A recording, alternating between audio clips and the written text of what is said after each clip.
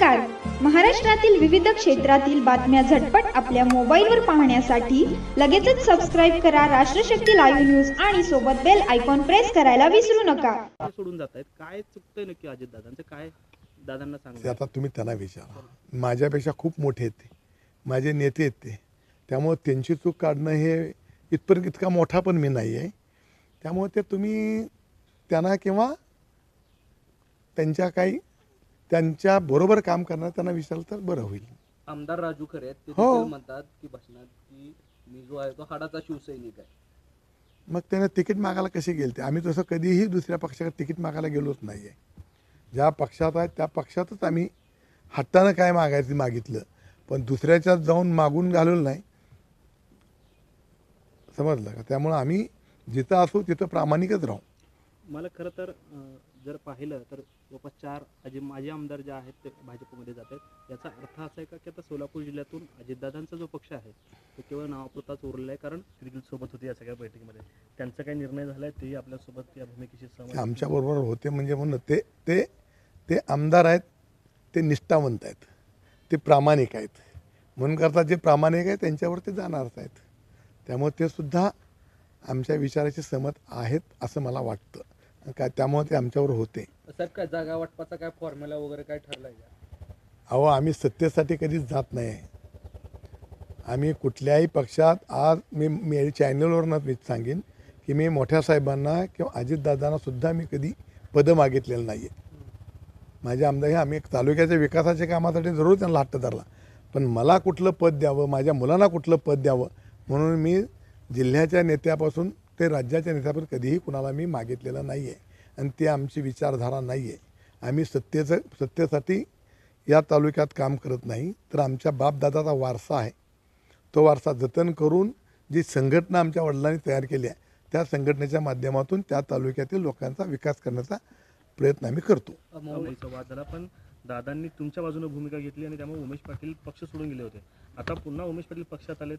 या सगळ्यांचा जिल्हाध्यक्ष ज्यांना केलं गेलं, या सगळ्यांचा कुठेतरी परिणाम या सगळ्यांमध्ये नाही, त्याचा काय संबंध आहे? मी फार बारक्या माणसाबद्दल मी फार बोलत नाही आहे.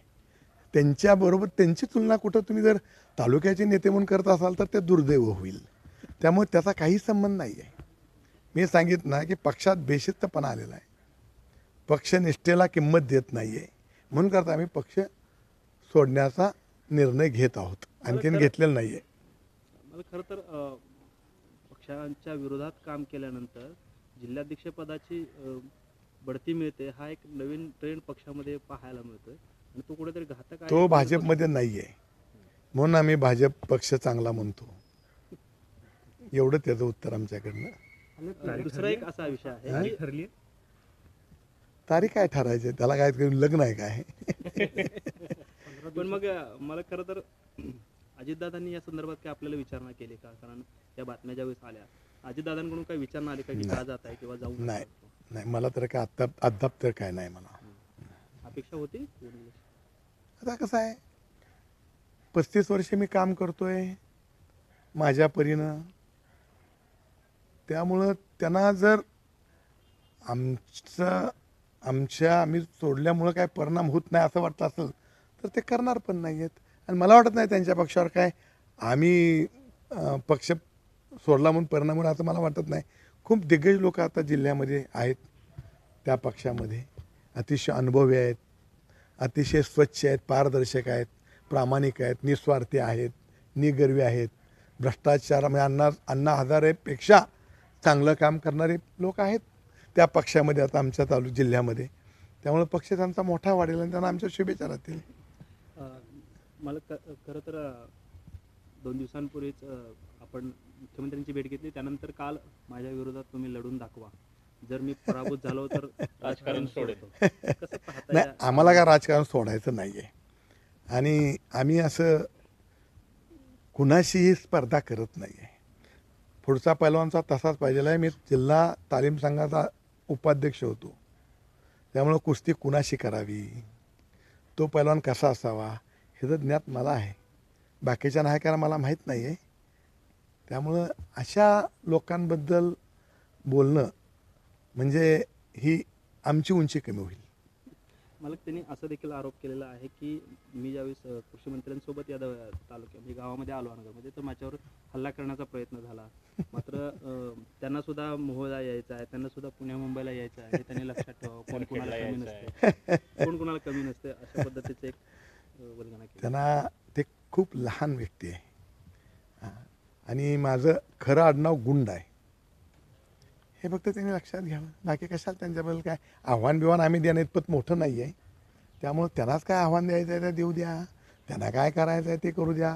फक्त मी एकटा मुंबई, पुणे, महाराष्ट्र, हिंदुस्तान कुठे मी एकटा कधीही आपण सांगेल त्यावेळेला मी तिथं येतो. मी येईन किंवा माझा धाकटा नातूसा येईल, माझा एकटा नातूसा जाईल, मी तर जायची गरज नाही आहे. माझा छोटा नातू आहे 5वी 6वीला, तो सुद्धा एकटा जाईल. कुठेही मोहळ तर त्या ते आपलंच गाव आहे, नरखेड आपलंच गाव आहे, कुठेही जाऊ आपण. मुख्यमंत्र्यांकडे मी परवा दिवशी आम्ही गेलो होतो 2-3 जिल्ह्यातले, आणि प्रत्येकाच्या मतदारसंघातले काय प्रश्न आहेत ते मांडण्याचा मी प्रयत्न केला. काय विकासाचे प्रश्न होते. आमच्या इथले सगळे लोकप्रतिनिधी हे विरोधी पक्षाचे असल्यामुळं तालुक्याचा विकास हा मंद गतीनं चालू आहे. त्यामुळं त्याला अधिक उभारी यावी, भरारी यावी म्हणून करता आम्ही मुख्यमंत्र्याकडे गेलो होतो. आणि मुख्यमंत्री हे आमचे जुने संबंधातले असल्यामुळं आम्ही आणि त्यांनी एका वेळेला अनेक वर्ष विधिमंडळात काम केलं असल्यामुळं त्यांनी आमच्या मागण्या सकारात्मक दृष्टिकोनातून पूर्ण करण्यासाठी प्रयत्न करतो असं आश्वासन दिले. त्याच्यासाठी आम्ही गेलो होतो. पण मग दुसरीकडे चर्चा अशा आहेत की आपण आता भाजपमध्ये प्रवेश करणार आहात, पालकमंत्र्यांनी यामध्ये शिष्टाई केली आहे किंवा जिल्ह्यातल्या नेत्यांनी शिष्टाई केलेली आहे, विशेषतः सचिन कल्याण शेट्टी असतील, देवेंद्र फडणवीस. काय आता प्रत्येकानं आपला पक्ष वाढवायचा असतोच, त्यामुळे नक्कीच ते प्रयत्नशील आहेत. त्यामुळं मुख्यमंत्री काही निर्णय घेतील त्या निर्णयाला आम्ही दोघं सकारात्मक अशा प्रकारचा आमचा होकार देऊ आम्ही. पण मला खरं तर आपण गेल्या अनेक वर्षांपासून राष्ट्रवादी काँग्रेस पक्ष म्हणजे आहात, पूर्वी पवार साहेबांसोबत आहात, अजितदादांसोबत आहात. पण मग अशी कोणती वेळ आपल्यावरती आली की आपल्याला पक्षांतर किंवा अशा पद्धतीनं एक बदल घडवण्याची वेळ आपली आली? काही झालं, मी राजकारणात प्रवेश केला तोच पहिल्यांदा माझे मेहुणे शिवाजीराव पंडित माझे मिनिस्टर आणि विजयशिव मोहिते पाटील आणि आमच्या जिल्ह्यातले काही जुनी जाणती माणसं यांच्या नेतृत्वाखाली, मार्गदर्शनाखाली राजकारणात प्रवेश केला. आणि पवारसाहेबांनी मला विधिमंडळात जाण्याचा योग आणून दिला, त्याबद्दल मी त्यांचा आभार मानेन. पण कालांतरानंतर पुन्हा पक्षात 2 राष्ट्रवादी झाल्या आणि आम्ही म्हणजे राष्ट्रवादी अजित पवार गटाचे अध्यक्ष हे अजितदादा हे अतिशय शिस्तप्रिय आणि त्यांचा ती शिस्तप्रियता आम्हाला आवडली म्हणून करता आम्ही त्या पक्षात प्रवेश केला. परंतु पुन्हा असं लक्षात आलं की अध्यक्ष केंद्रीय शिस्तप्रिय, परंतु या राज्यात मात्र त्या पक्षामध्ये बेशिस्तपणा फार वाढलेला आहे. तिथं शिस्तच राहिलेली नाही आहे, तिथं निष्ठेला फारशी किंमत असं मला वाटतं ना खरं म्हणलं तर. आणि त्याच्या उलट भाजपमध्ये आहे, भाजपमध्ये निष्ठेला किंमत आहे. आणि दुर्दैवानं अलीकडच्या काळामध्ये राष्ट्रवादी काँग्रेस पक्ष अजितदादांचा आहे, त्याच्यामध्ये निष्ठेला किंमत नाही असं एकंदरीत आम्हाला जाणवायला लागलं. आणि म्हणून करता त्यांच्याबद्दल मला आजही आदर आहे, उद्याही आदर राहील. परंतु तिथं पक्षात काम करण्यासारखी पक्षाची कार्यपद्धत आता राहिलेलं नाही आहे. किंवा सुनील तटकरे साहेबाबद्दल बी माझ्या मनामध्ये आदर आहे, परंतु केवळ आणि केवळ तिथं निष्ठेला, प्रामाणिकपणाला कुठल्याही प्रकारची किंमत नाही आहे हे आमच्या ध्यानात आल्यामुळं आम्ही त्या पक्षापासून थोडंसं अलिप्त राहिलो आहोत. फारसं आम्ही पक्षामध्ये